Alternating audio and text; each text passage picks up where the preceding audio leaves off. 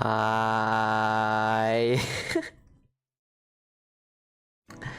Hello there. Wow, wow, wow, wow, wow, wow. Hello. Hi. Hi. Hello. You sound drained? I don't sound drained. I am just dehydrated. I am just all but a dehydrated bean, and I actually forgot to grab some water.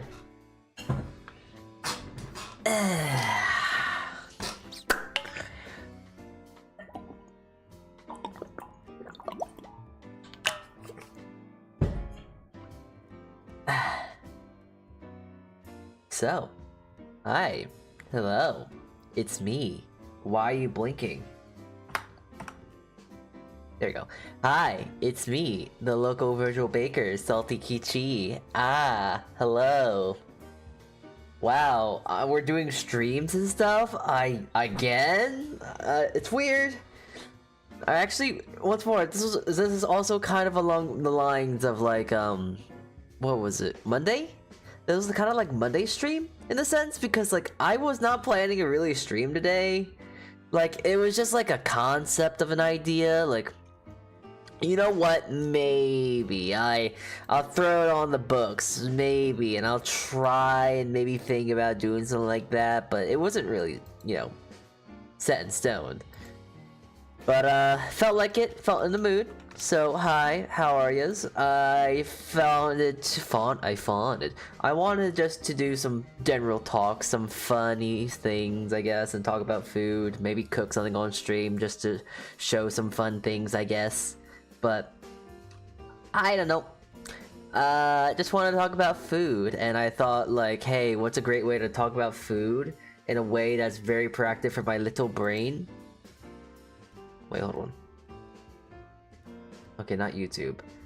But with funny tier lists that I can't... Okay, well that's a little upsetting.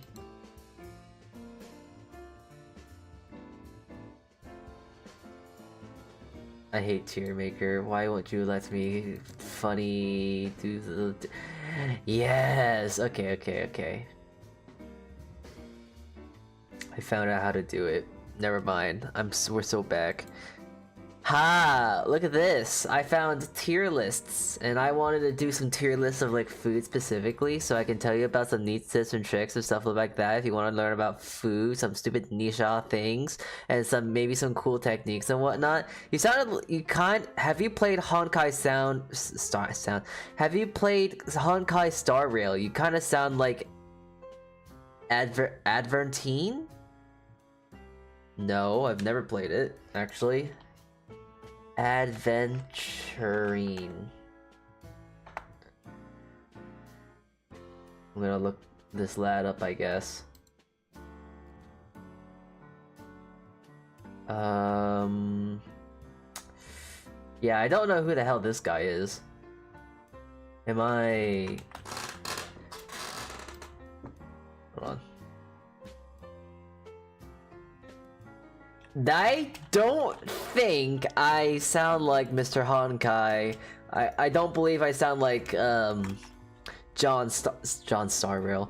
John Starrail. Yeah, that's the thing I wanted to say. No, never heard of this character before in my life. Don't think I sound like that guy either. But sorry, I didn't mean to interrupt you. I was accounting for stream delay. Nah, it's alright. Don't worry. So, I want to talk about food. I think it's just fun to talk about food. And yeah, I just want to just yap about food, talk about food, and maybe like cook something. But also I want to not eat today because like I've been gaining weight and I've been trying to lose weight. Like I was at like 150 for like the longest time, but then I got to 140. And it's like, oh, I feel great, I lost weight and this and that. But now it's like, oh shit, I gained back those 5 pounds.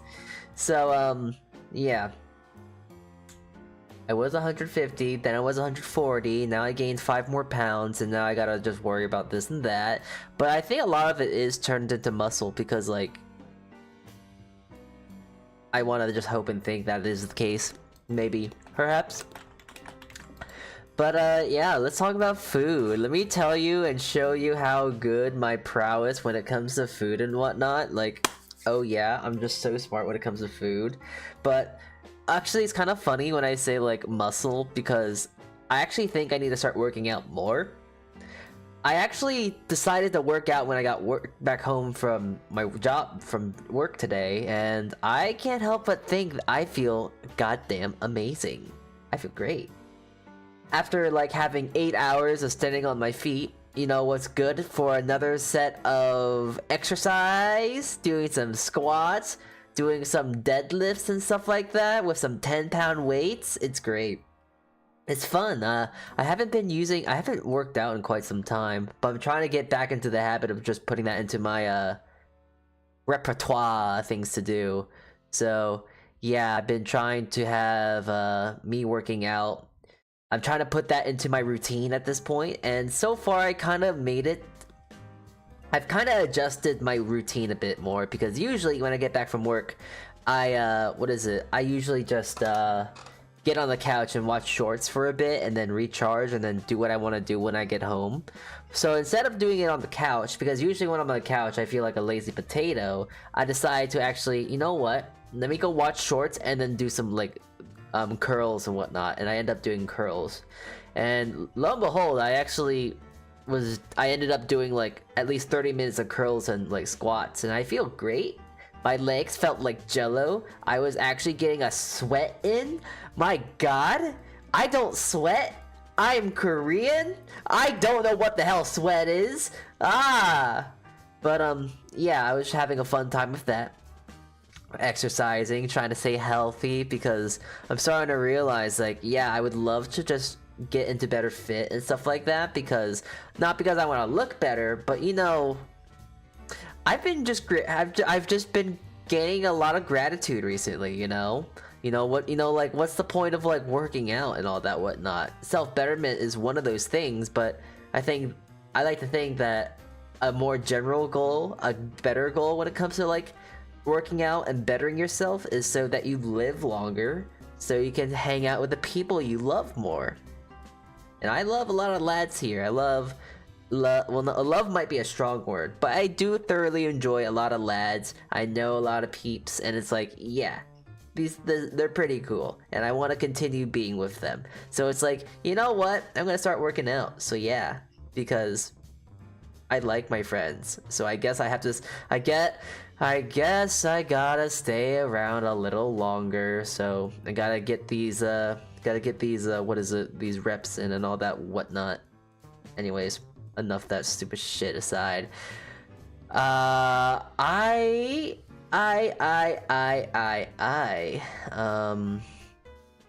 so noble of you, puts a tear in my eye. It's not noble, it's just wanting bare necessities. Socializing, what a novel concept, right?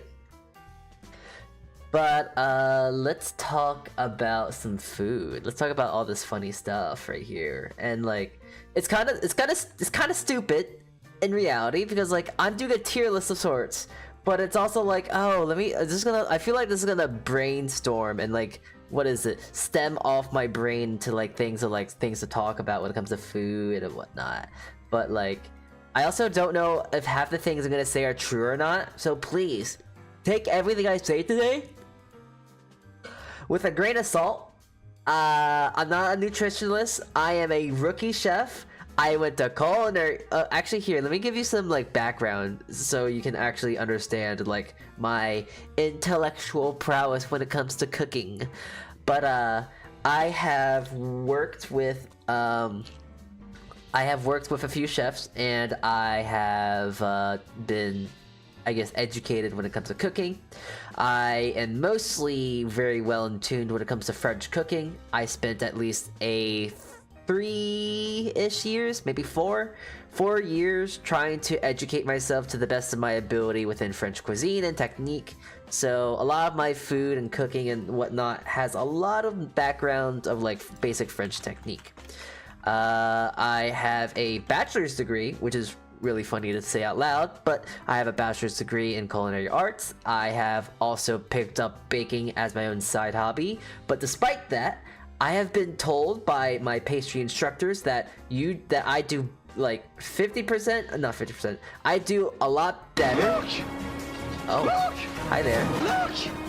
My little Sezzy Pezzy. What the heck? That's a funny name. Hi there. Hello. Thank you for the raid. Thank you. Sorry, the brain is just slowly, the brain was just kind of adjusting. It's like, oh wait, Gordon Ramsay, what the hell are you? Oh, hi Cybele, hi there, hello, hi you two. Welcome in once more. I'm gonna talk about food today! Oh, it's sorry, my phone just fell down. I was a little tired, a little sleepy just a few moments ago, but now I'm so excited. I'm starting to talk about my favorite things in the world. I love talking about food, and you get to hear my brain rot.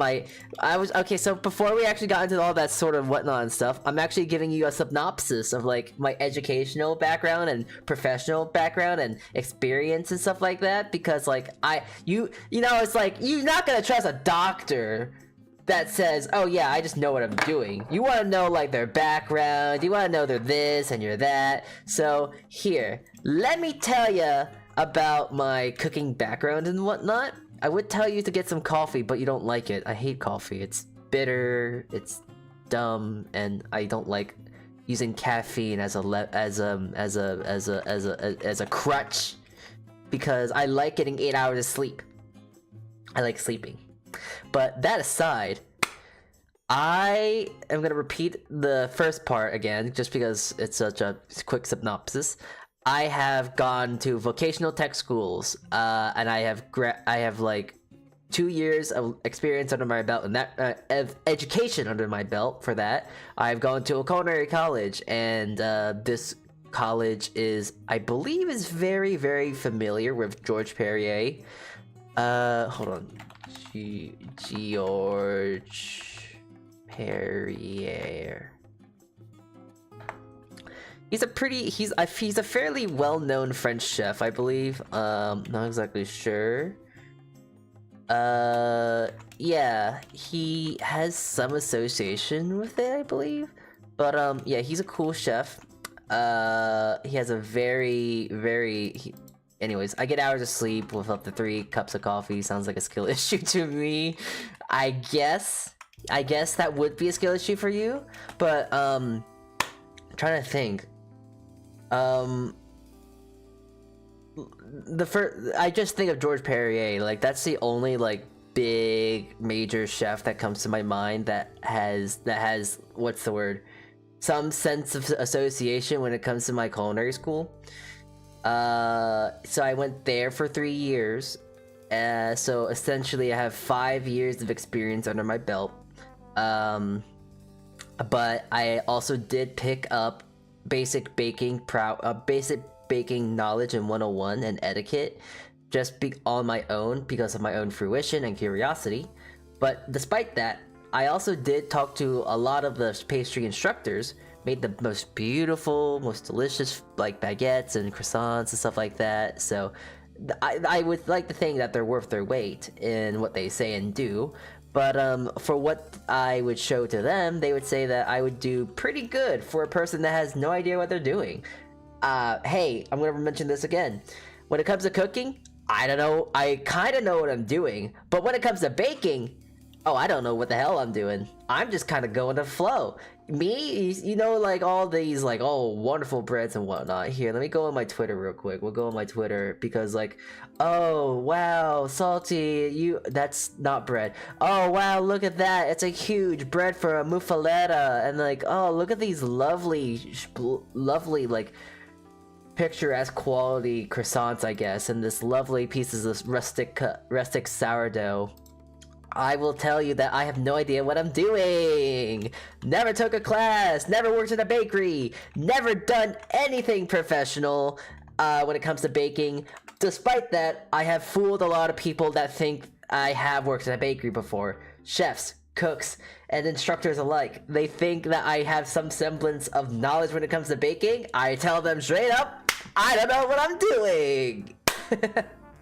So, yeah, That's my background. That is how. That is what I hope you'll understand me as. I have some semblance of a background when it comes to cooking and whatnot. So, essentially, I just say fuck it, we ball. But I also do play a lot with what is it?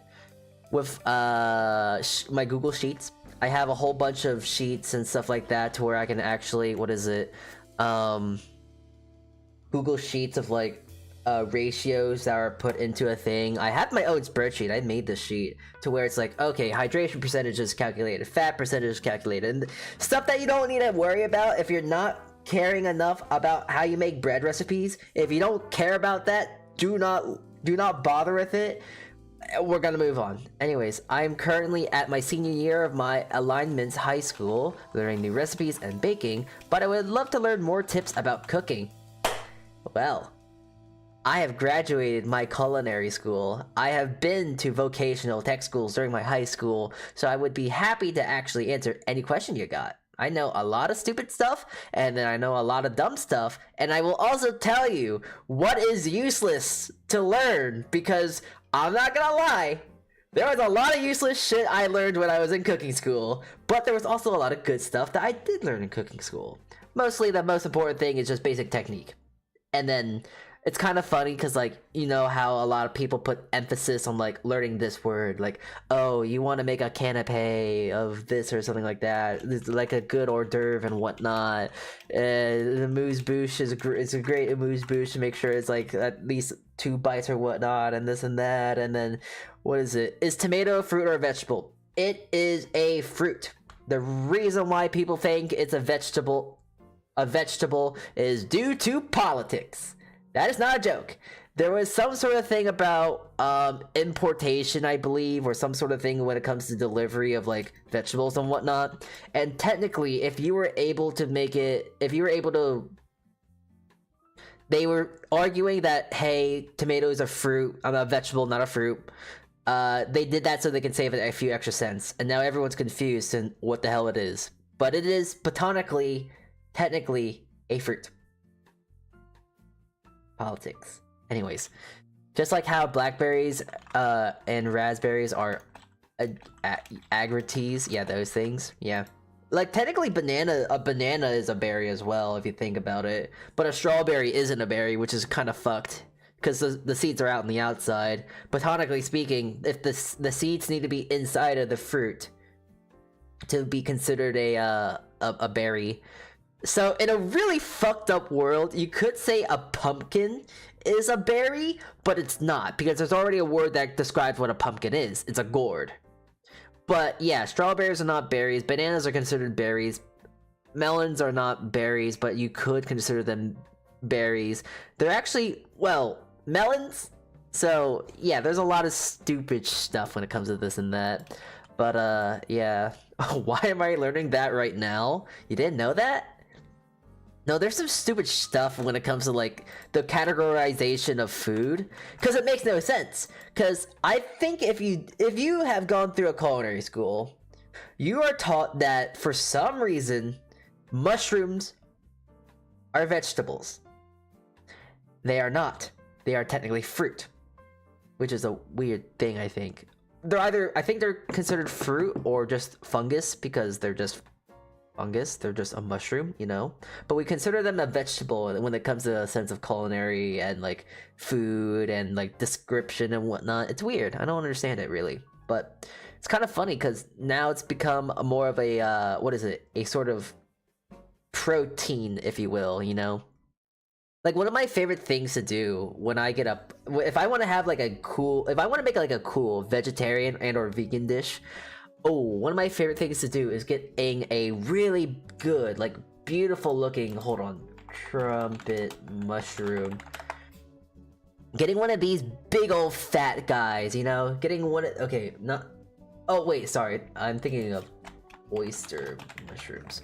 Getting one of these wait, no, that's not, no, I think I just gaslit myself, sorry. Getting one of these big old things and then you marinate them in a touch of soy and maybe a bit of anything other sort of seasonings, maybe like soy, maybe a bit of garlic powder and stuff like that. Let it marinate for like an hour or so, then splitting it in half and then giving it a hard sear on one side, oiling the top, and then roasting it in the oven for a bit, and you got like a mushroom steak ordeal. And it's actually quite nice if you want to do something vegan or vegetarian, because mushrooms have a lot of flavor and they can kind of carry themselves, as you will, as they on their own. They're quite nice. I love mushrooms. Mushrooms are a great, delicious thing. That, and also, I gotta try and do this at my job, but I want to try and make a mushroom bolognese, because I just believe a lot. I'm a huge mushroom believer. I love mushrooms, so I think they just taste amazing. They taste great. Mushrooms have protein? No, they do not. But when we talk about vegetarian and vegan dishes, there is no such thing as protein, in the sense of what I'm trying to describe. When I say protein, I'm more or less describing that as like the centerpiece of a dish. Let me give you a good explanation.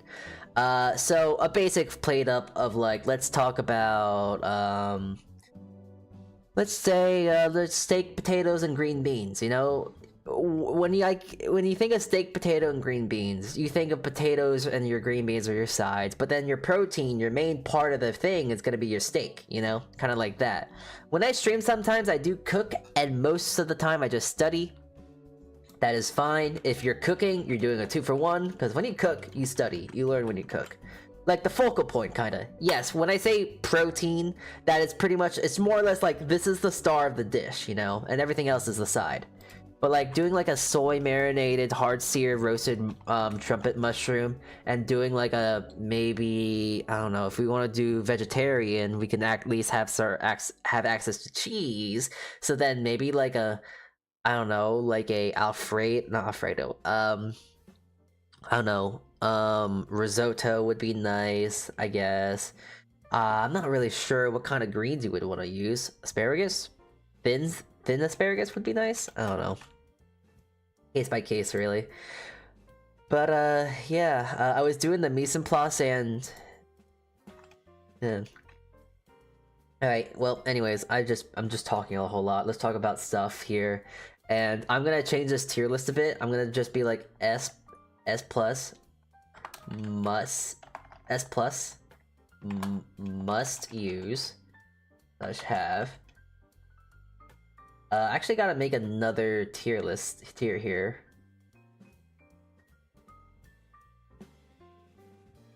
Because I do feel like I'm gonna have a thing here that's saying never tried / used.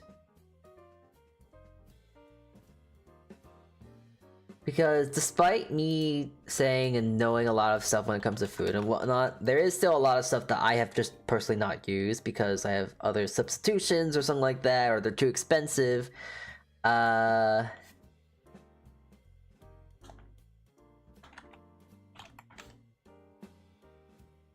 to have. Avoid at all costs. Waste of time / money. Cool to have, but eh. Basic and average. There we go. I have changed the tier listing now, so you can now take this all accordingly. So let's start with adobo. I don't know what they mean by adobo, because when I think of adobo, I think of 3 things. I think of chicken adobo, I think of adobo spice, I think of adobo chilies. So I don't know what they mean by adobo. So I'm actually gonna make another list now of what do they mean? Because I don't know exactly what they mean by adobo. Perhaps I'm a little stupid, but like, yeah, I don't know what they mean by adobo. It's a little vague, one would say. So we're gonna leave that ambiguous. I love adobo. Yeah, like I love chicken adobo. Chicken adobo is so good. It's so delicious. But if we're talking about like, I assume like pork adobo, yeah, chicken adobo, pork adobo, like stuff like that. Adobo is great. I love adobo. One of my favorite Filipino foods. I actually really want to look into Filipino food just because I'm fascinated with it. I think it's really neat. I think it's really cool. And also, my artist Mama, she is also from the Philippines, so I just think it'd be really cool to try and look into their culture.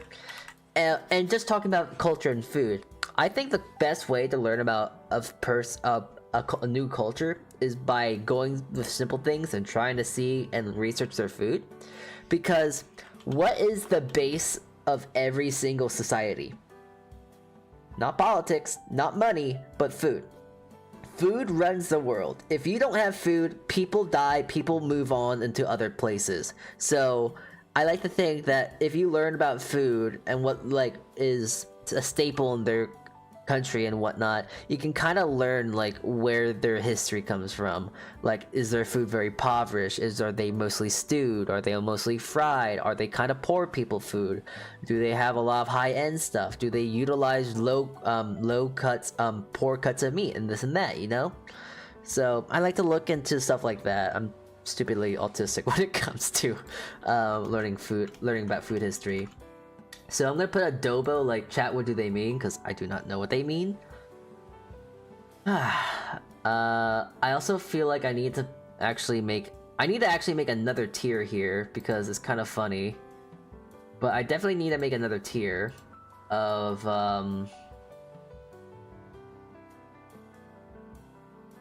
actually, you know what? No, that's fine. I'll delete this row. Allspice. Allspice is cool to have, but it's like, eh. Okay, I gotta go. I'm gonna go sleep. You are more smarter than me. I am not very smart. I am just very stupid. So, but have a good rest. Have a good sleep. Good night, good night. I never fought a Vtuber like that. No, thank you for the head pads. Thank you. You've never thought of food like that. But like, if you really think about it, that is kind of the base culture of most things. Like, think of, okay, here's a good thought experiment. Name one kind of holiday that isn't signified with food or has some sense of importance when it comes to food. Name one holiday that doesn't have anything to do with food or has no resemblance when it comes to food. Think of one right now. I'll tell you something right now. It's not worth thinking about it because it's all about food. Every holiday has something to do with food because that is July 4th. Hot dogs, hamburgers. What do you mean? July 4th is just Thanksgiving, but for Americans. Fight me. I will die on that hill. People eat an extreme amount of food. It's like saying, that's like saying like the Super Bowl, you know? Like when people go to the Super Bowl and whatnot, you would think that the main thing is like, oh, sports. But like when it comes to the Super Bowl, like wings, queso, cheese, nachos, you know, like stuff like that. I don't know, I'm not American. Fair enough. Fair enough. Well, I will let you know that the 4th of July, it is essentially a second Thanksgiving. It's an American Thanksgiving, which is kind of funny because Thanksgiving is already American, but it's like an excuse to go indulge yourself and eat a shit ton of food, essentially. Anyone that says anything else is wrong because they eat so much food during the Super Bowl. I mean, and during the 4th of July, I would know there's too many people, too many events that I've done to where like, yeah, no, they go crazy on the 4th of July. But here, let me see. New Year's Eve, champagne and food and stuff like that. Cocktail, shrimp and all that things. February, chocolate. March, what's in March? St. Patrick's Day, corned beef, stuff like that. Do bank holidays? What the hell is a bank holiday?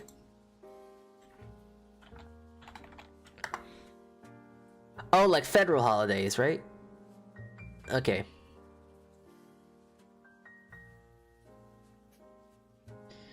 Okay, you know what? I guess in that regard, if we're talking about like stuff like Martin Luther King Jr. Day and like President's Day, actually Memorial Day, I there are some people that I think a lot of it's also case by case because I don't know. Like, oh, do people actually do stuff for Juneteenth? I wouldn't know because that's just I'm not a part of that group of people. I suppose I'm not part of the people that would celebrate that stuff. Like, I imagine there would be great things for Juneteenth and whatnot, you know.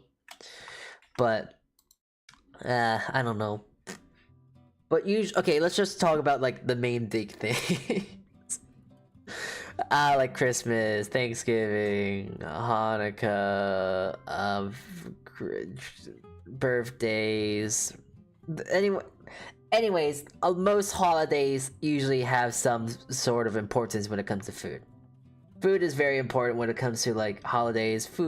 Is very important for just culture, how people live, and etc. Like, how important is food in your life?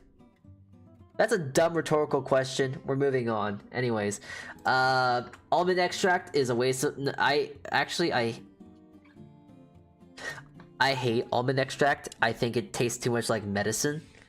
Almond extract is the worst thing in my heart. I use almond extract to make an angel food cake. I believe making angel food cakes, you traditionally use almond extract, but it is disgusting. It tastes like I am smelling a sanitizer rag, and it tastes like weird. I don't like it. It's bad. It is F tier. I would rather just use vanilla extract or nothing at all. It's that bad. Wait, is this a food tier list or an ingredient tier list? I think it's seasonings, spices, herbs, and etc. So yeah. But this is kind of more background stuff because this is gonna kind of like almost not enlighten, but connect my brain so I can start talking about food to an extreme extent. So, anise. So this is very relative because anise is actually kind of more. I think it's like saying like salty or something that's very fatty or something that's saying is very rich or saying that this tastes very oniony. Because anise, I kind of associate with a few things, like obviously star anise, but I also think a bit of fennel, sometimes cinnamon, has this kind of dill. Oh, dill, yeah, dill is has this really strong anise flavor, and it's like dill, fennel, and all this stuff are all different, but they do have this like unique kind of sassafras. I've never actually used sassafras, so I actually can't speak on that regard. But they all have that unique kind of flavor that I can only describe as just saying anise. So like, if we're talking about this flavor, it's cool, but eh. Oh, well, there's star anise right here. Wait, what the hell is anise?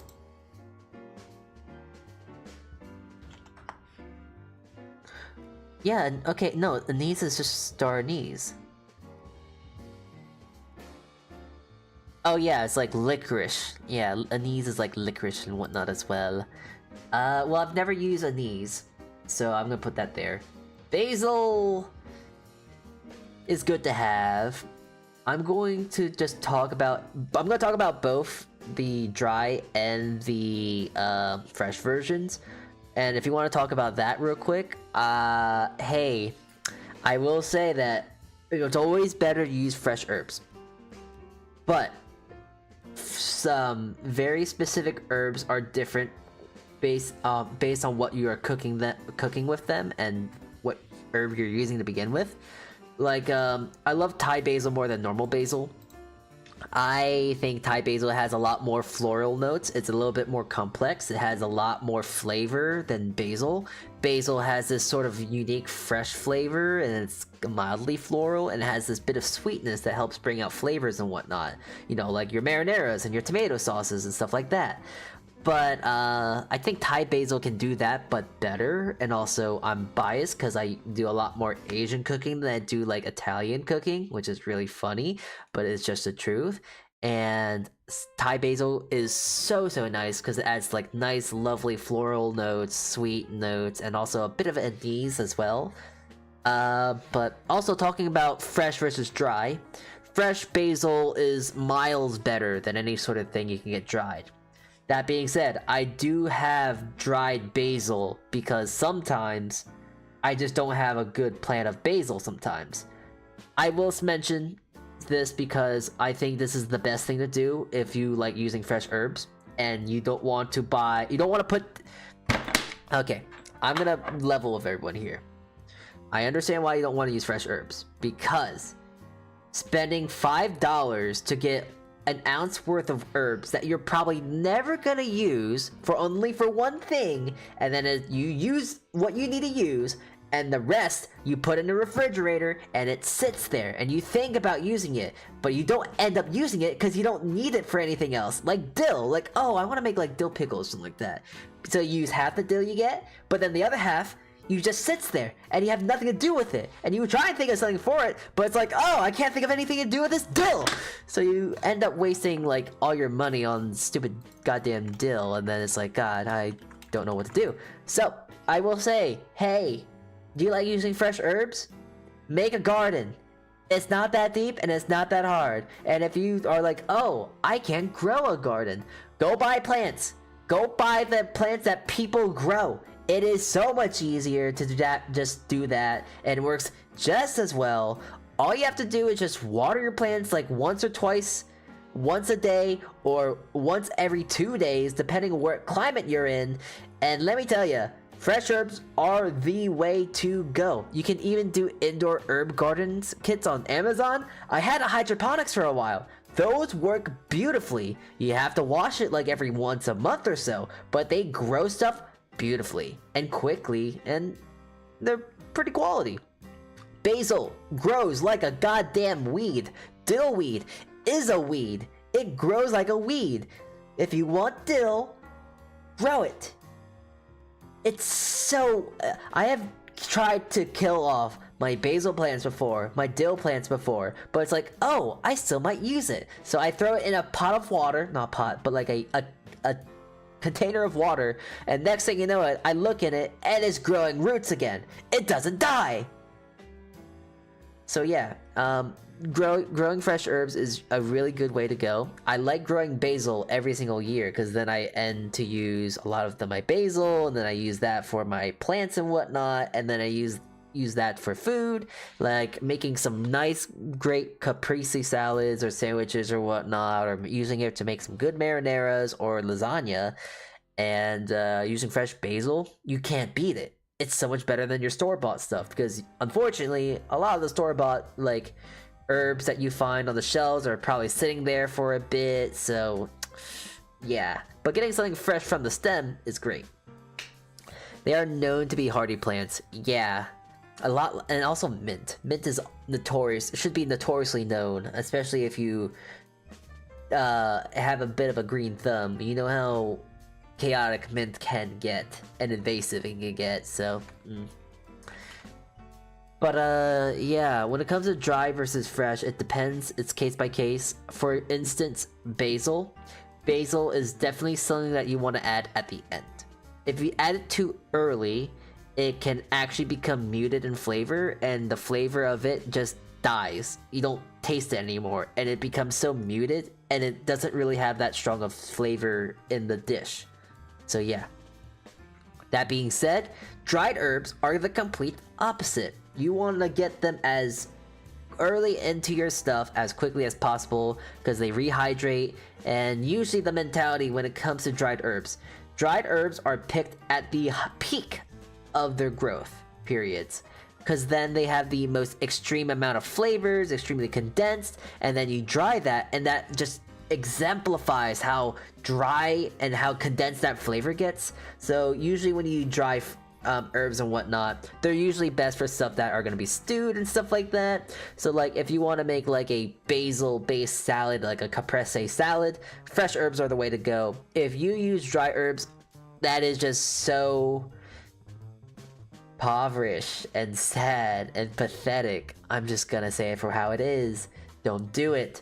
Treat yourself. Use some fresh herbs.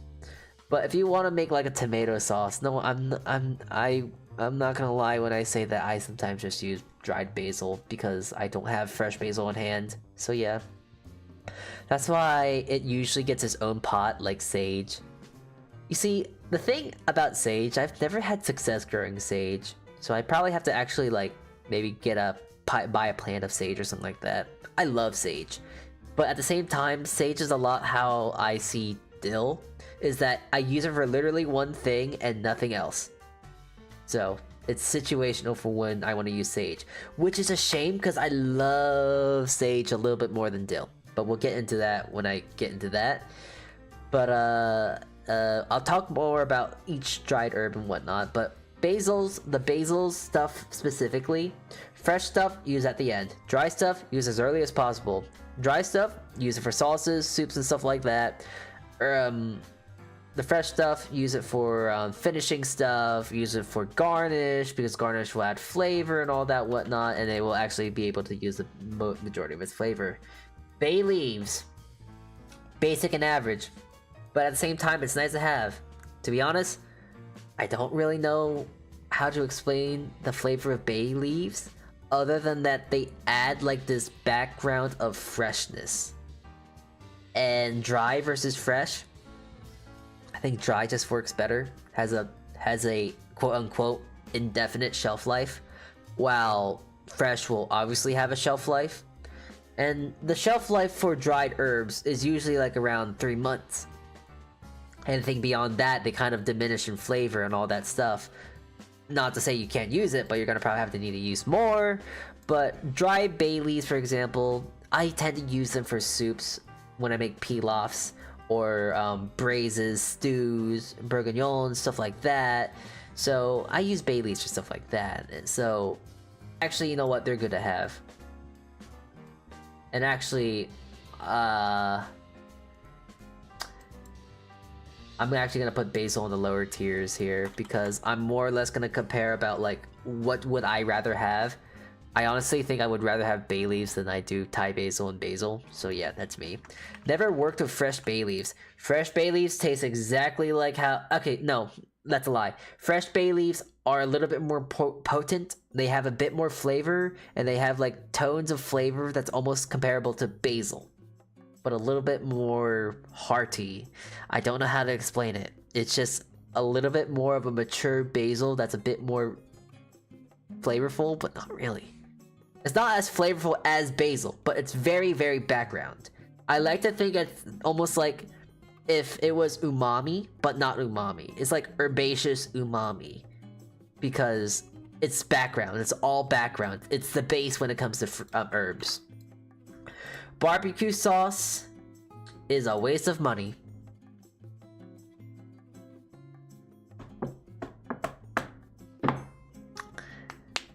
Barbecue sauce is a waste of money.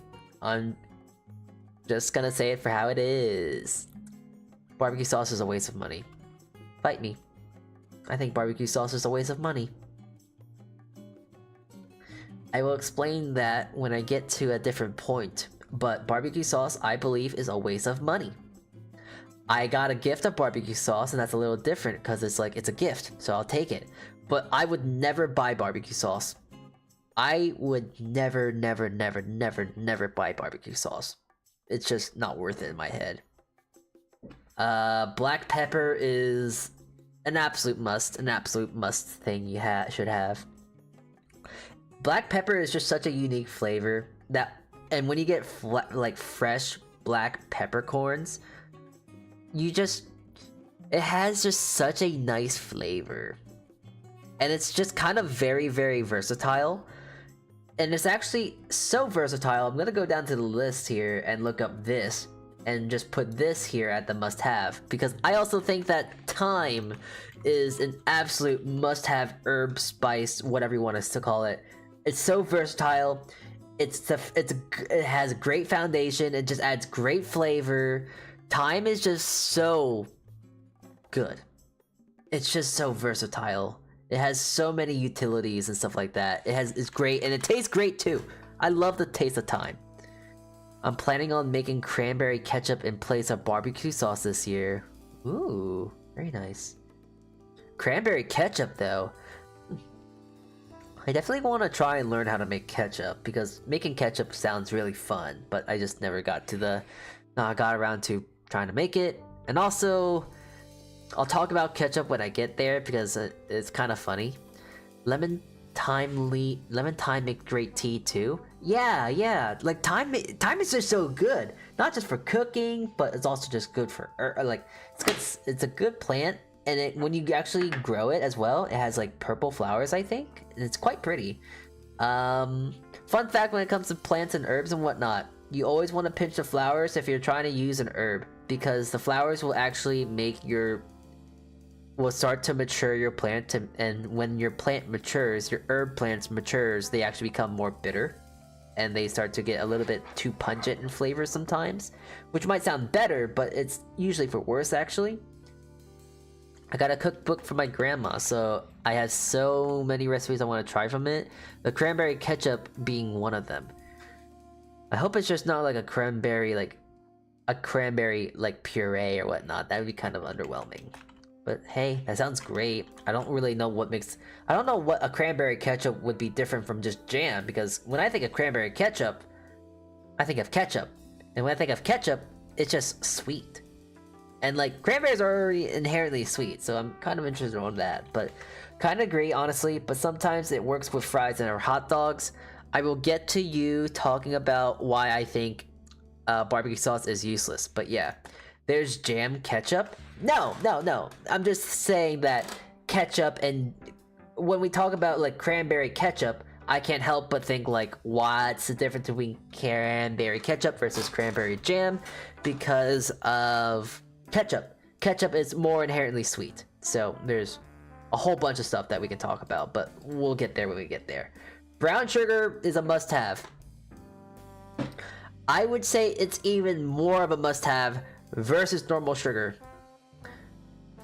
Brown sugar has such a deep, dark molasses flavor that is so much more unique and complex when it comes to just your normal white sugar.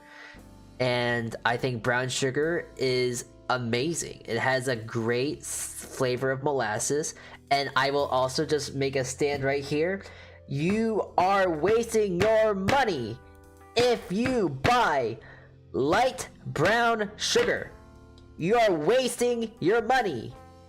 Buy dark brown sugar. Dark brown sugar has more molasses in it, and it has a much more strong flavor of it. When you use light brown sugar, you are mitigating that flavor, and you're using a in-between of like brown sugar and white sugar.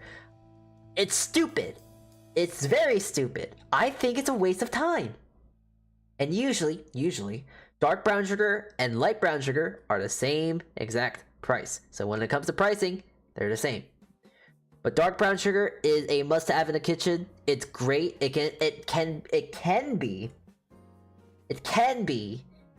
be used as a alternative to other sort of sugars like palm sugars and stuff like that, although it's not really recommended. It's like, I'd rather have a palm sugar, but I digress. Brown sugar is just good for baking as well. Brown sugar is just sugar but better. So yes, brown sugar is so versatile, and I guess to just talk about that, if you lads don't know, brown sugar is brown because it has molasses in it. So yes, molasses is what makes brown sugar brown. I don't think there's any explanation to why butter should be a must-have.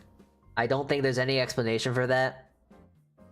Also, fun thing, I'm not sure if anyone else does this, but most butters, if they are cultured, I believe, or uncultured, I can't remember which is which, but butter is completely safe at room temp. Like, I have a thing of butter right here, actually. It's great. I use that. I just have it just on my countertop, and I just use that for whatever. And butter is just safe to have at room temp. It should be fine. I don't trust that.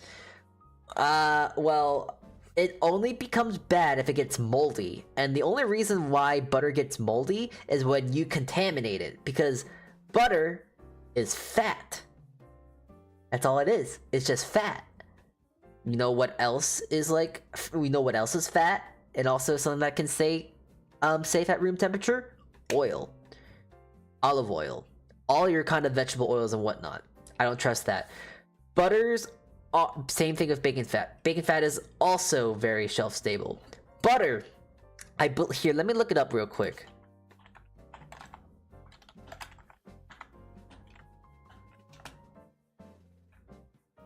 Is uncultured butter safe at room temp?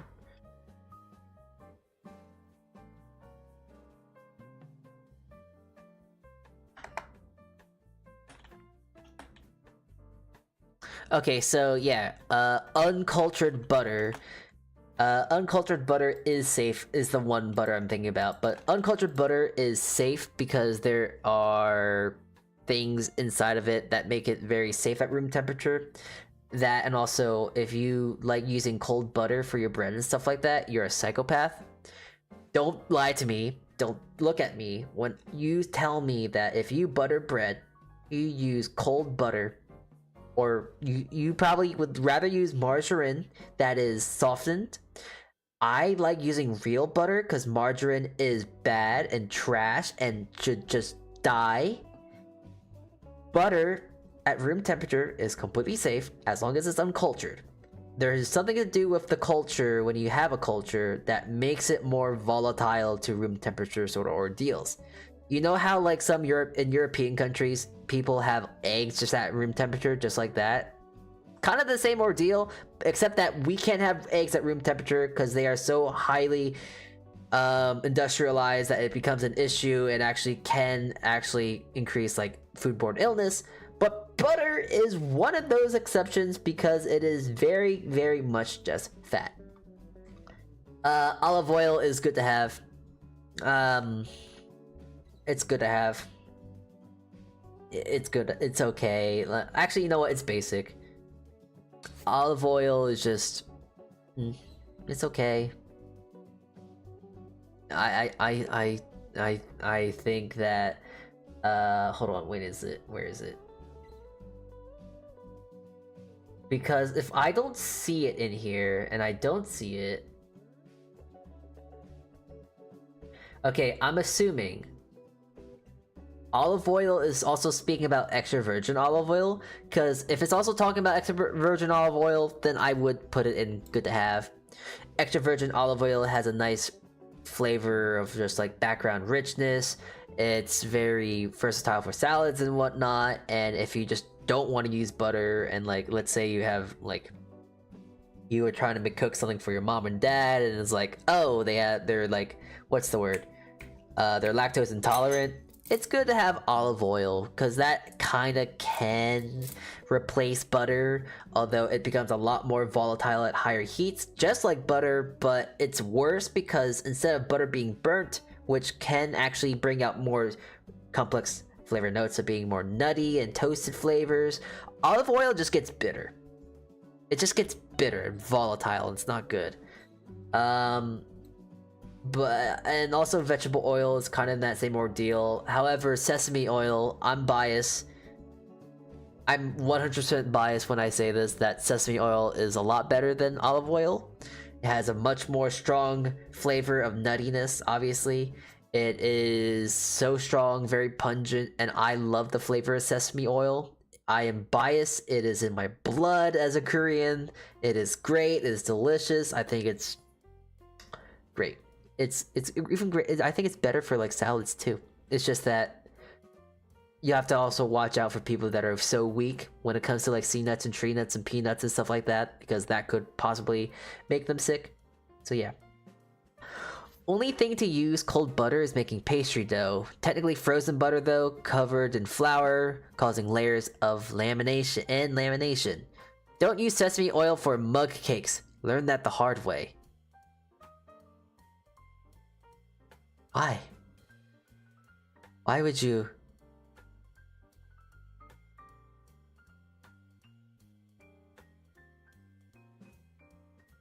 I mean, okay. I imagine if you did it correctly, it'd be good. But a mug cake is already kind of like so bare bones. You're gonna add something like sesame oil, and you're gonna make it a lot just like, ugh. We are all out of oil and needed to go shopping. Then you don't make a mug cake. Just hold back a little bit and just make like, I don't know, a pancake. A a pancake actually sounds a lot better than a mug cake, but I digress. I don't know. Caraway seeds. Cool to have, but it's just like, it's just, I don't know. I only see caraway in only like a few recipes, a few things, and also the only thing that comes to head, rye bread. I would only use caraway seeds for like rye breads and whatnot, but like, I don't use caraway that often. It is also something that has that anise flavor, so it kind of is like, I don't really like the anise like flavor. I think it's just very it's too much for me. I think it's just weird. So it stays in this cool but tier. Brain went brrr. Mistakes were made. And it definitely sounds like a big mistake. Hiya. Cardamom. Cardamom I would put at the top here because although it has an anise flavor, I think it has a very unique, refreshing flavor, and it's really, really good. Like, shockingly, really tasty for your meat, like your ground meat stuff. When it comes to like meatloaf and like other stuff like that, curries, if you really want to be weird, it's quite nice. Actually, I would recommend using cardamom a little bit more. Cardamom's good. I like cardamom a bit, but I only have it when I have it and when it's on sale, so I don't really buy cardamom that much. Celery salt is a waste of money. Celery seed is cool, but I don't really have much experience using celery seed or celery salt. Actually, I use celery salt. It tastes like salt, but with celery seed flavor. If you have celery seed, you can make your own celery salt.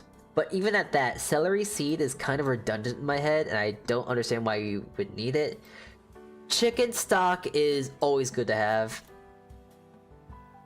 Which, I'm gonna go catch some Z's, have a good rest of stream. I will. Thank you for saying hi, Sai. You have a good rest of your night. Sleep well. Bye-bye. Chicken stock, though. It's definitely always good to have. But also, I have to say that I'm very basic. I'm very basic, and I also like using water for my food, funny enough. I feel like if you make a good chicken stock, it's good for making chicken-based stuff. So if you're like making a chicken soup, obviously, you want to use chicken stock. If you're making like a chicken risotto, then like, yeah, you want to use stock. If you're making like chicken food, stews, and stuff like that, you want to use chicken stock, obviously. But if you want to make a mushroom risotto and you have a good reinforced chicken stock, you're gonna just taste chicken, and it's gonna overpower a dish versus just using water, because water actually will help just bring out the flavor you want, but also still have your main thing being the mushrooms being the star of the show. So mushroom risotto and stuff like that, it's not that grand, but when it comes to making other sort of stuff like risotto is basically like your basic risottos and stuff like that, or soups and whatnot. Chicken stock is always good to have, though not a must-have. Chili powder is just better cayenne in my head. Where is cayenne pepper? Where is it? Where is it?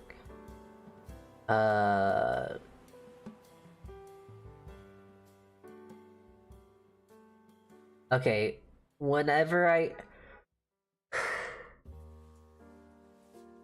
okay, if I ever see cayenne pepper, that's going in a waste of money, because cayenne pepper is just bitter. I don't like bitter. I like flavor. Chili powder has a nice unique flavor. It's kind of spicy. Actually, you know what? Actually, it's kind of basic, but it has better flavor than like cayenne. It is a better cayenne in my head. Chives are, I hate to put it here, but it just is best here. It's great to have. Really, really great. Better than like parsley. You know how like some people will put parsley on everything to make it look nicer? Parsley tastes like nothing, and if anything, at most, it tastes like grass. But chives actually have the same visual appeal, if not better visual appeal, but also have a nice allium flavor, and I love onion and I love garlic, so I am biased. So chives are so much better, and I would even say they're better than all this. Also, chives on fries is really good. Chives on fries, chives on potatoes, chives on any sort of thing like that, great. Delicious stuff. Cinnamon. It's good to have. Definitely good to have. I like having cinnamon whenever I need it, but I don't really use cinnamon that much. It's one of those spices that's like, yeah, it's good to have. I like using it when I need it. But I don't very much bake or cook with cinnamon that often, to where it's like, it's a must-have. Cloves are like cinnamon, but I don't think they have much of utility. They do have more utility when it comes to cooking and whatnot, especially cinnamon. I didn't even mention about it, but cinnamon is also good for cooking. But I don't really cook much stuff that has cinnamon or cloves. Coriander seed. It's cool to have. Coriander or cilantro. It is not basic and average, but it's cool to have, actually. I don't see coriander powder or ground coriander, so actually, wait. I like ground coriander. It has a very unique kind of flavor, kind of nutty, kind of this... I don't know how to explain the flavor of coriander, but coriander is a really nice thing to have if you want to add like to like salads, if you make like a pico de gallo very often, or stuff like that, or if you cook a lot of Mexican-based foods and whatnot, coriander is a really good spice to use. Same thing as cumin, but I can actually explain cumin, because it has a very nice nuttiness to it. It is great. Curry powder. It's okay. It's okay to have. I'd rather, because I think curry powder is more or less a blend of flavors and spices. So I'd rather have this individual, the individual kind of spices and whatnot, because I would have more fun with it. Dill. Let's talk about dill. I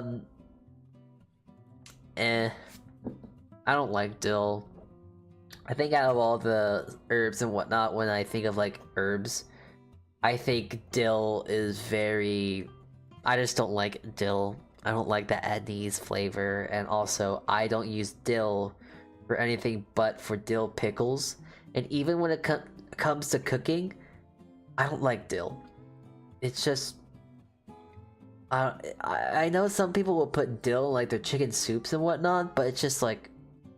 No, it's not for me. I don't like it. I always thought curry powder was gimmicky.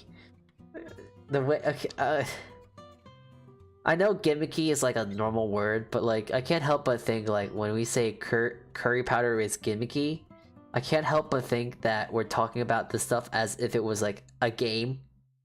Like, oh yeah, curry powder is kind of mid. It's kind of like very... It's not really the meta when it comes to food spices and whatnot, but you know. Sorry. Fennel seed. I believe it's underrated. I think it's pretty good. A little bit more unique than celery seed and whatnot. I like fennel. It is my favorite kind of favorite of the anise flavors to use. So I think fennel seed is really nice. Though it's weird to have like chunks of fennel. So having like fennel seed powder is very nice. Now I don't know what the hell this thing is. Fenugreek.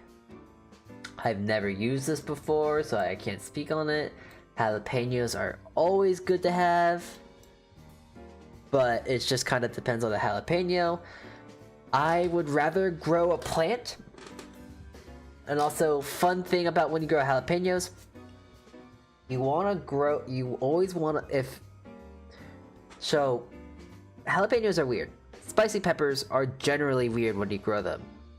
When you grow jalapenos, and like let's say you have a very wet summer, and you pick it after the rain, your jalapenos are gonna not have any sense of capsaicin in them. It is weird. But the more you let your jalapenos suffer with drought, the more spicier they get. And actually, majority of those jalapenos and whatnot will tend to get scars, like those brown little, like, hold on. I need to get a picture and an image, if you will.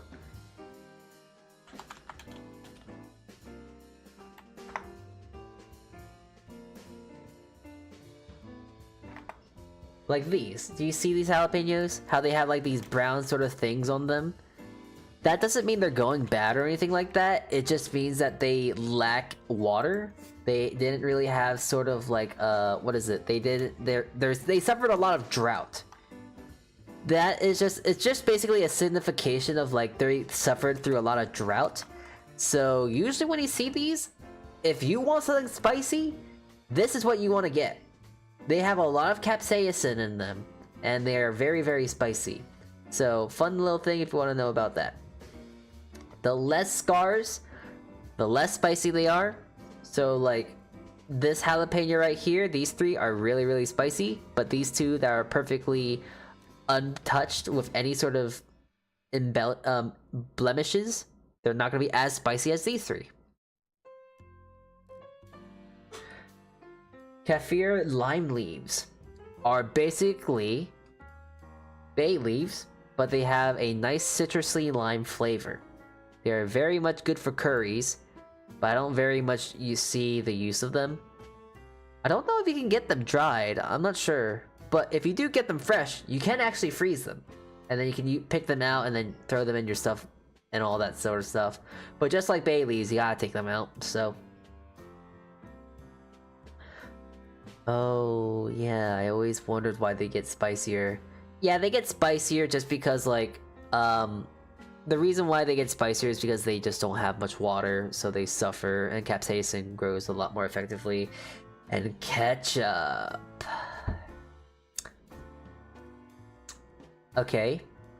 So, I actually think ketchup is a must-have, a very strong, very good ingredient to have.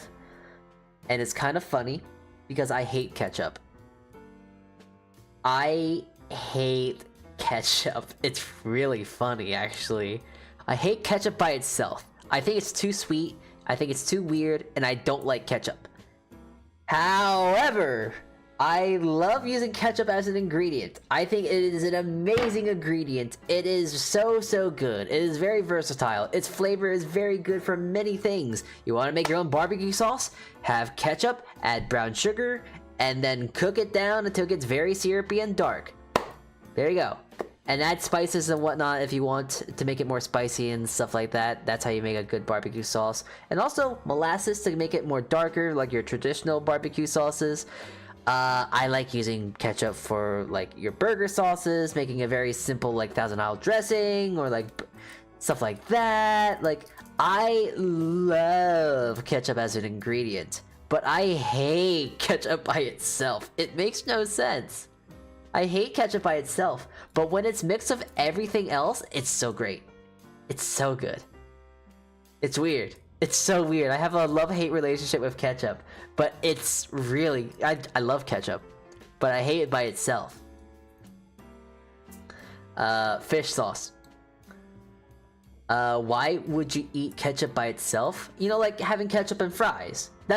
When I mean by having ketchup by itself, it means that you're having it as a condiment. I hate ketchup as a condiment, you know? I hate using ketchup just...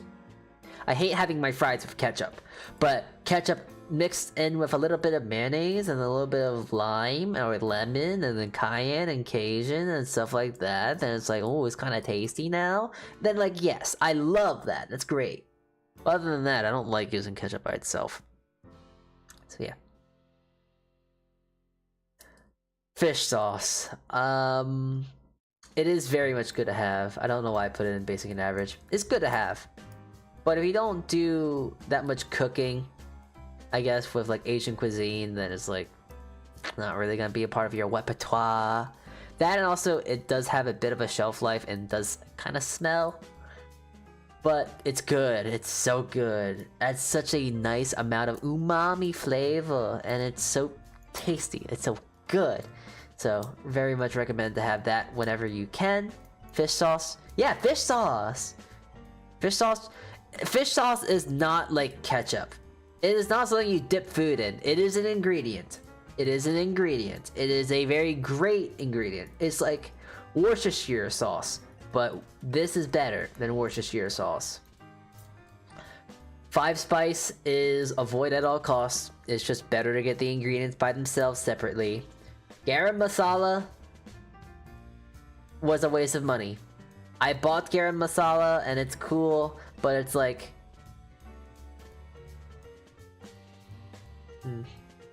I don't know, I think I'd rather have the separate ingredients themselves. Is that what they use in kimchi?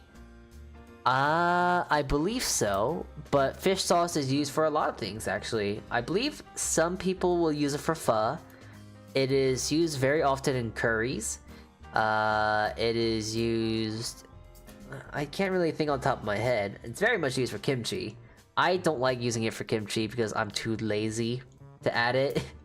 But it adds very nice umami flavors, unique flavors, and stuff like that. Fish sauce is very good to have, but you need to refrigerate it, and also refrigerator space in my refrigerator is a monopoly. So yeah. Okay, the next 3 I don't think I need to explain. Actually, no, ginger's not that great, actually. Ginger's good, but it's like, it's alright. But garlic and gochujang, those 2 things, so good. They're great.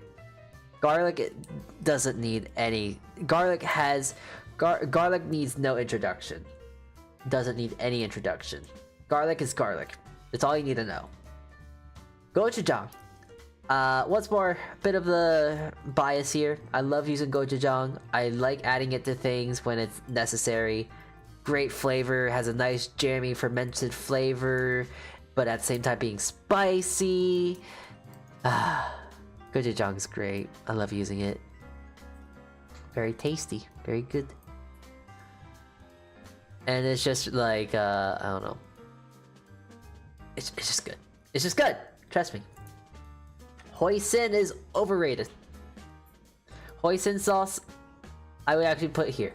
It is basic. Very basic. It's good when you need to use it, but I think it's kind of basic. It's sometimes a little bit too sweet. I don't know. Hoisin's kind of basic, kind of average. Horseradish is... I don't like horseradish, so I'm putting in a waste of time and money. Lavender, I just honestly have not used it enough to give you a proper thing to tell you. Lemon is extremely useful. It has no introduction. It has nice flavor. It adds nice tartness. It brings freshness out. Adds nice citrus flavor. And everything I said for lemon is the same thing for lime. But I think lemon is a lot better than lime. Mustard. Is there Dijon mustard? Okay, I'm gonna put mustard. When I talk about mustard, I'm talking about yellow mustard, Dijon mustard, whole grain Dijon, all the mustards. It's good to have. Mustard is a good condiment. It's also good for like sauces and whatnot. It's good for salads, for dressings, vinaigrettes. It's versatile. It has its uses and stuff like this and that. I don't know. I don't really have very ingrained memory when it comes to using mustard. That's why I'm also kind of shotgunning all these things right now, because like a lot of these things I don't really have too much like brain, neurological, psychological things that are like beaming off or anything. So like mustard is just like mustard. It's just like, yeah, it's okay. Lemongrass is cool, but mace I have never used, never wanted to get. And okay, so I remember mustard being very strong as a sauce. It is strong. It's just very much It's it falls in the same category as ketchup. It's better as an ingredient, not really by itself. But this is gonna also sound really funny, because I love mayonnaise. but it's kind of funny. And actually, okay, first of all, mayonnaise is a must-have. I think mayonnaise is great. The base of all dressings, the base of everything, mayonnaise is just great as a condiment on its own. Mayonnaise is the best. However, buying mayonnaise, if you were to buy mayonnaise, that would be an avoid at all costs and a waste of money. Do you know how easy it is to make mayonnaise? It's so easy. You need oil, egg, and a vinegar. Making mayonnaise is so goddamn easy. It is so easy. I can make mayonnaise right now. It is so you can make mayo. Actually, you know what? Give me 1 second. I actually do need to make mayonnaise. So I'm gonna show you how easy it is to make mayonnaise.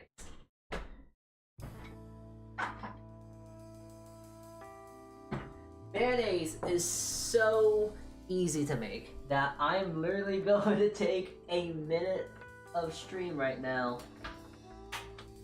to show you how easy it is to make mayonnaise.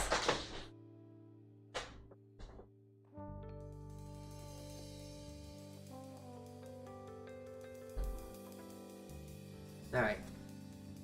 I need to show you how easy it is to make mayonnaise, because I believe it's like unbelievably easy. Like, I don't know why it's so easy to make mayonnaise, but it's kind of nice.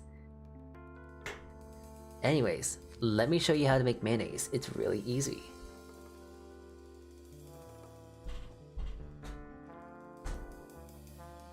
So, I'm gonna show you how I make mayonnaise, because it's very simple, very easy, and very quick.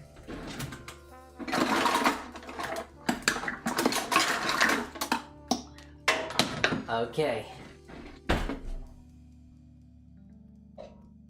So, to make mayonnaise, you need a blender of some sorts, a vessel, an egg, and oil. I'm going to make a very, very basic mayonnaise. I will also mention that I also like to flavor my mayonnaise. I like to make it more of a like a Kewpie mayo. You know, having a bit of sweetness and whatnot. Like the Japanese mayonnaise, essentially. So I'm actually gonna make it a bit more closer to that.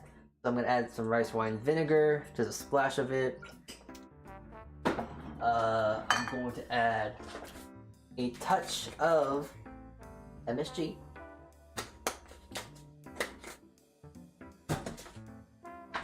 A nice generous pinch of salt, and I also want to throw in some mirin, because a little bit sweet.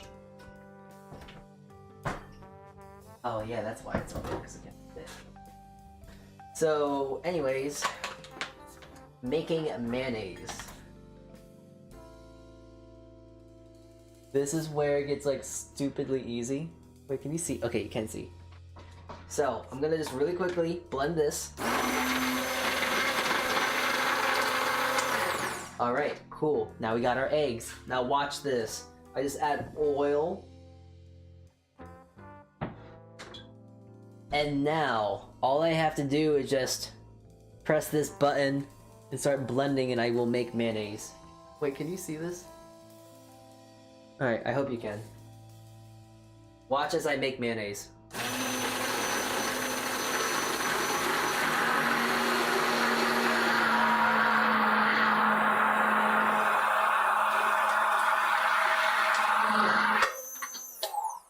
And there you go.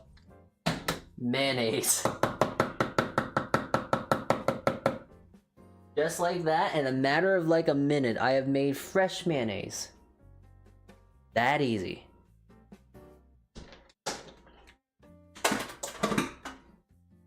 So, yeah, this is hopefully a wake-up call for someone. But making mayonnaise is stupidly easy. It is, in the grand scheme of it, funny enough, even though that mayonnaise is cheap, this is cheaper. And also, I think the flavor is better, and you don't have to worry about preservatives, and you don't have to. You can control what your mayonnaise tastes like, which is an important thing for me. Though I will say that, unfortunately, mayonnaise, when you make it fresh, has a shelf life and is not room temp safe. You have to refrigerate it, but I would like to think that you lot that actually have mayonnaise will refrigerate your mayonnaise when you open it.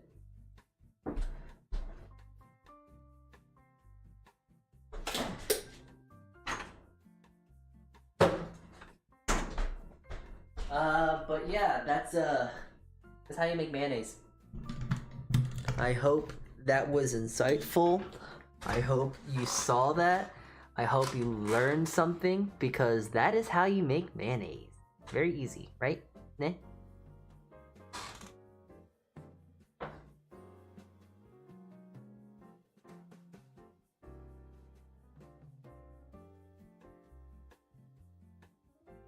I'm actually gonna be so upset if none of that actually tracked. If none of that was if you were not able to see any of that, I'll actually be so unfathomably angry if that was the case.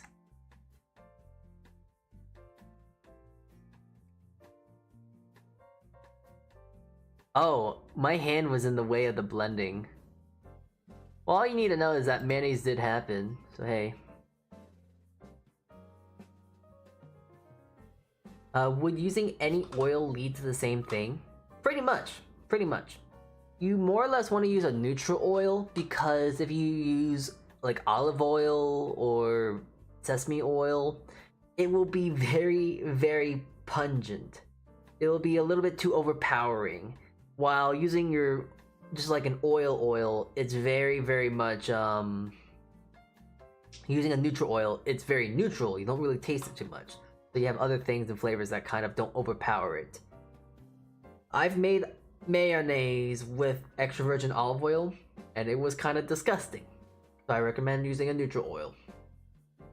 But yeah, that is why I believe mayonnaise, buying it is a waste of time and money. You're telling me I can go to a store, buy it for like $2 when I could just use an egg and oil and make mayonnaise myself? What do you mean? It's a waste of time. Anyways, mint. I think it's a waste of money. I don't use mint for anything. Very rarely do I use it for cooking, so it's a little of a waste. Mirin. I think mirin is a great use, has great uses. It's great for cooking, and even if you're not using it for Asian cooking, if you want to add a bit of sweetness to something, just a touch of something, mirin is great. It's great. I love mirin. Miso. It's cool, but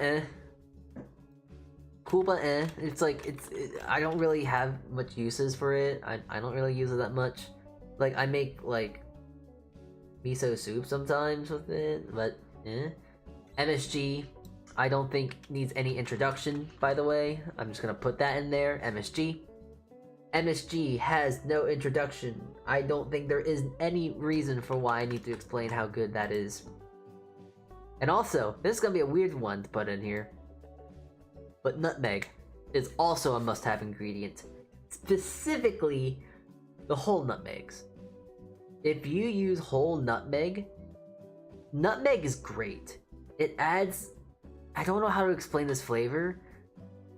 I don't want to say chalkiness, but it adds a very nice, like, refreshing flavor to your palate, and actually a nice touch of nuttiness for a background flavor. If you love chicken Alfredo, sprinkle in a touch, not too much, just a little bit, just a pinch, literally a pinch of nutmeg. It brings a different sort of complexity of flavor, and it makes your Alfredo just a little bit more tolerable. So I think nutmeg is great. I think it's a great thing to have. Old Bay, despite what people say, I think it's great. I think it's very, very nice and tasty. It's a blend, but it's like, it's the blend in my head. I think it's just good. Actually, wait, nope. I'm getting it mixed up with Cajun. Is there Cajun? I don't see Cajun. That is a shame. Because Cajun seasoning is so much better than Old Bay, but Old Bay is... Onion powder is good when you're in a pinch. Curly parsley is grass. I would rather use Italian parsley because it actually has flavor and doesn't taste like lawn trimmings. So hey, also just saying, Italian parsley grows very easily, grows like a weed. I would recommend you get it. It's very easy to cook with. I have never cooked with ponzu. Oregano. It's in the same category as basil, but I think it's very good to have. I also am gonna say something weird because I think gotta go, head to bed, have fun with the stream. Thank you. I hope you have a good rest of your night. Sleep well.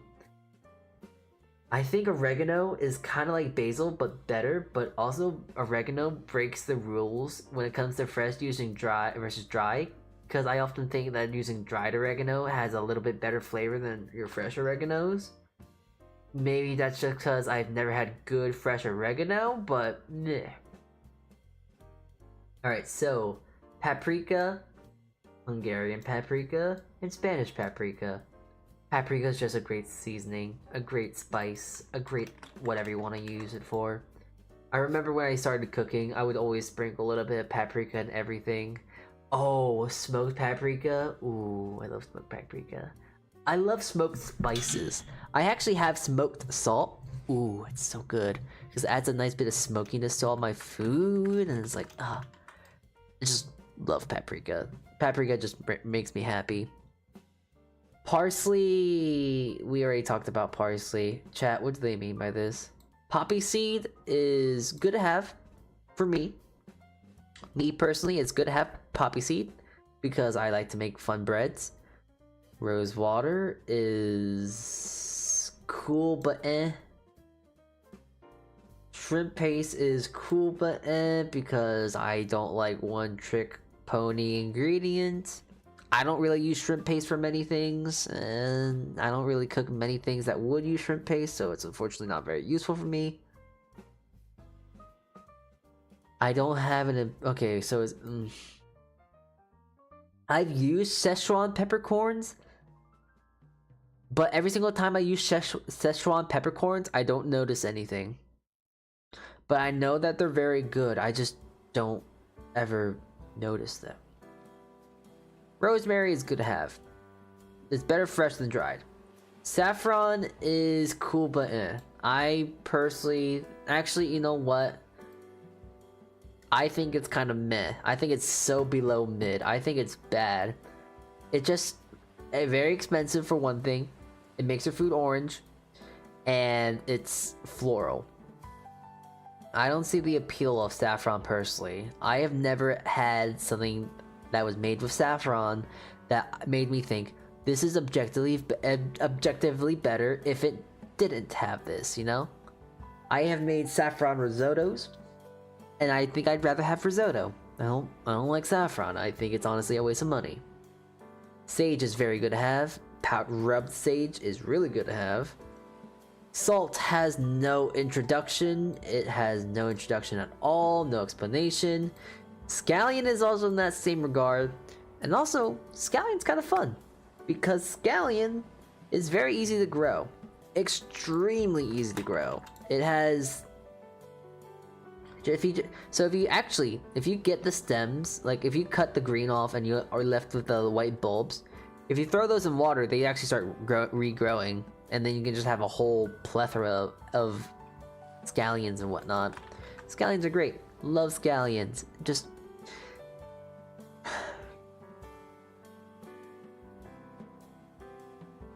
but I just don't use them that much.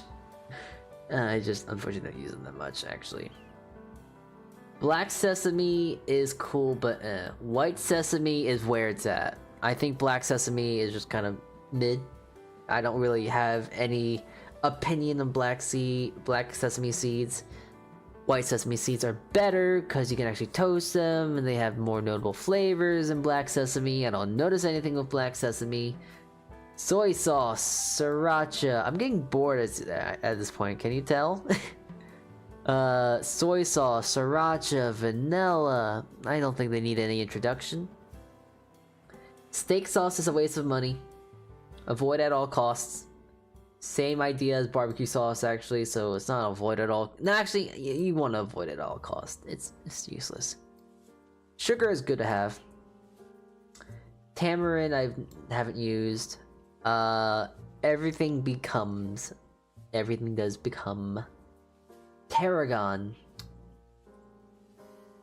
Cool, but I'm not really a fan of tarragon. S tier when my mom uses it. Fair. Well, actually, I can't say that because my mother isn't really good at cooking. And also, she never really uses any spices or whatnot. She just uses salt and pepper. So. Truffles. Never used. Turmeric.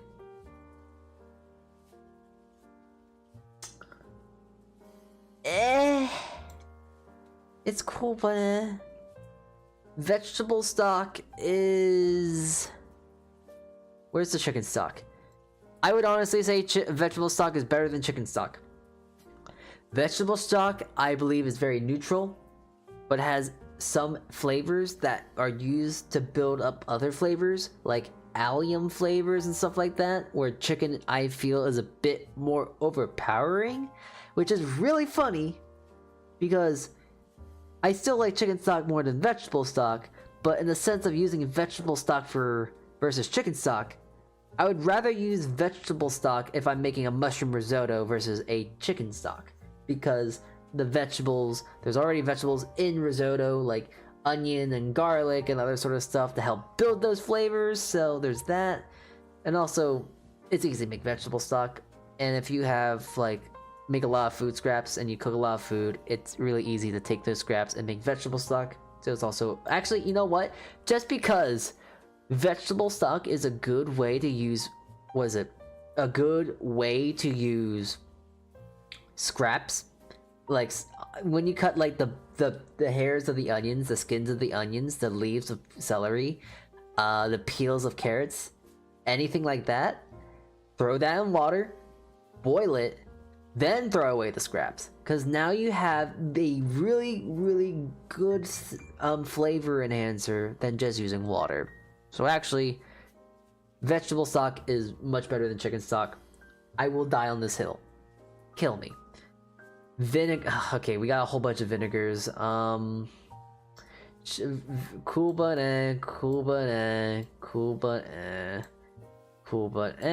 vinegar, and rice wine vinegar is better. Actually, here, let me actually put these all back in basic, because I was gonna say that when it comes to vinegar, I think they all are kind of situational. White vinegar, red vinegar are kind of the same. It depends on what you're going for. If you're making a red wine vinaigrette, is honestly not gonna taste too much different if you make a white wine vinaigrette. Sherry vinegar is red wine vinegar, but a little sweeter. Balsamic vinegar is cool. Vinegar is vinegar. But rice wine vinegar, I am 100% biased. It is not as pungent as the other vinegars, for one thing, but it's also mildly sweet. And I can appreciate sweet stuff because I have a sweet flavor profile. Wasabi. Cool, but water! Okay, wait, actually, water is so... Okay. Water is amazing. It is great that it's hydration, for one thing. Water is S tier. You can't tell me you've never cooked with water. Water is what you use to cook pasta. Water is how you cook rice. Water is how you cook... Water's just good. It's just better than most things. I don't know. Water is pretty much how I would describe vegetable stock, except that it's not as good as vegetable stock, but at the same time, water is just so useful. Because you can also use water for steaming and stuff like that. If you're in the middle of a desert, a cold water is gonna taste better than any drink, of course. Obviously. But like, it's kind of funny because now I'm thinking like, what's better? Vegetable stock or water? Because on one sense, vegetable stock is really great use of waste and is good for enhancing flavors of base things. Water can do the same thing, except it doesn't really have much flavor, so it can't really do that. However, it is good for cooking in as well. Poaching, boiling, steaming, etc. They're both good. I don't know. White pepper is underrated to the point to where I believe it is S tier. And I think it's just great. It tastes great. It's good. I like white pepper. That's it. Because it's like black pepper, but it's white. So you don't see it as much. And if you want to make like a garlic potato mash potato, if you want to make a garlic mashed potato, but you want some sort of pepper flavor, but you don't want to see the black specks of black pepper, white pepper does the same thing, a little bit better, except it has a different flavor kinda, but I appreciate white pepper for what it is, and it is great. Cooking wine is avoid at all costs. I never cooked before for fried wines, but honestly, cooking with like wine, cooking with like alcohol, I hate drinking. I do not drink myself. I don't drink alcohol of any sorts. I can't drink alcohol because it just makes me too drunk. But I have bourbon, I have vodka, I have Midori, I have sake, I have soju, I have brandy, and I use it all for cooking. Brandy, brown brandy, brown butter, brown sugar, brown butter, sugar, carrots, roasted carrots. That's a lot of words. Brown sugar, brown butter, bourbon glazed carrots are phenomenal. Like, your fortified alcohols like bourbons and brandies have such a nice aged flavor that you can't really find in other ingredients, and I think it's really, really good to add that stuff to whenever you can. Same thing with the red wines and the white wines. I love adding red wine to when it's constant, when you can use it, like using it for stews, using it for making like a beef bourguignon, or just cooking with red wine in general. Very good. Cooking with white wine, I believe it's a little bit more versatile than red wines, so I think it's a little better. Cooking with rice wine is good to have, honestly. I don't actually really cook with rice wine too much, but the red wines, the white wines are undoubtedly very, very fun to cook with. White wine, and also, oh, of course, flambe. Flambeing is just really fun to do.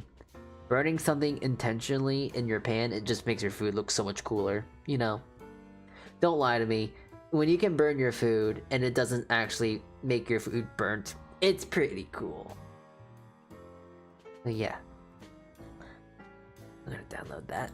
And yeah. That's the tier list. I hope I talked enough about food with this stream. I love food. Unfortunately, I wish I could talk a bit more about technique and whatnot. Like when it came for me talking about mayonnaise, like stuff like that. I wish I could just dedicate an entire stream just to doing pantry stuff, doing basic stuff, making ingredients and whatnot, because I think there are a lot of things that people don't know that's really, really good to know, like making mayonnaise, for instance. Making mayonnaise, dummy easy, stupidly easy. I literally made it today. Took like 30 seconds to make. It's not hard. Very easy. So mayonnaise is one of those things. But my throat is actually getting quite sore. I'm feeling my throat being a little raspy, so I think I'm actually going to end up today's stream, honestly. As much as I want to sit back and yap a bit more about food. Baguette, oui, baguette, all that whatnot and such and things. Yeah, I think I think I'm done. Yeah, I think I'm done. I've talked enough about food. Who can we go raid? There's no one to raid, I think.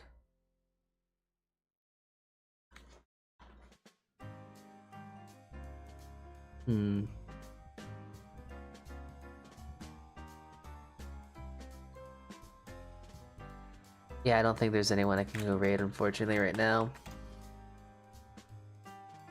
Oh, well, it is what it is. Well, at least there's no one I'm willing to go raid right now, just because all the people I want to go raid are like, you know, they have like 5k views and stuff like that, and I'm not willing enough to do that. So, yeah, I think we're just gonna end stream for how what it is for right now. I'm good. Things are great. I don't think there's anyone to raid on YouTube side either. Yeah, there isn't. Alright.